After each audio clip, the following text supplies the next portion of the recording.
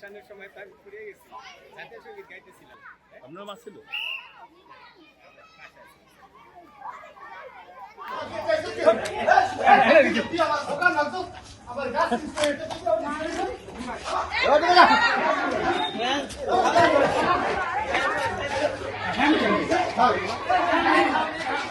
স্থানীয় আমাদের এই জমি নিয়ে ঝামেলা আছে।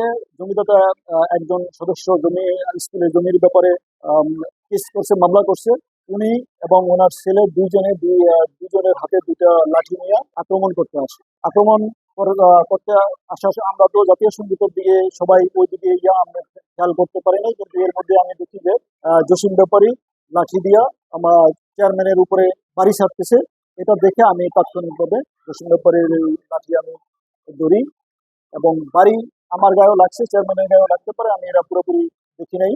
এরপরে জসিম ব্যাপারী আমাদের অনুষ্ঠানের সাউন্ড বক্স ধাক্কা দিয়ে ফেলে দেয় এবং মানে এখানে অনুষ্ঠান চলবে না, চলতে দিবে না এটা বলে, এবং চেয়ারম্যানের অনেক অকথ্য ভাষায় গালিগালাজ করে তারা জসিম ব্যাপারী এবং তার সাথে লোকজন, তার ভাগ্নি জামাই ছিল বিপ্লব, এরা আক্রমণাত্মক ভাবে করে। তারপরে অনুষ্ঠান ক্যাপচার করার জন্য ভিডিও করতেছিল ইউনিয়ন পরিষদের সচিব, এই সচিবের উপরেও তারা আক্রমণ করে এবং তারা ওই ভিডিও ডিলিট করে দেয় সচিবকে ধরে। ক্রীড়া ও সাংস্কৃতিক প্রতিযোগিতা, যেটা সরকারি প্রোগ্রাম, সেই অনুষ্ঠানের আমি সভাপতিত্ব করার জন্য ওইখানে উপস্থিত ছিলাম।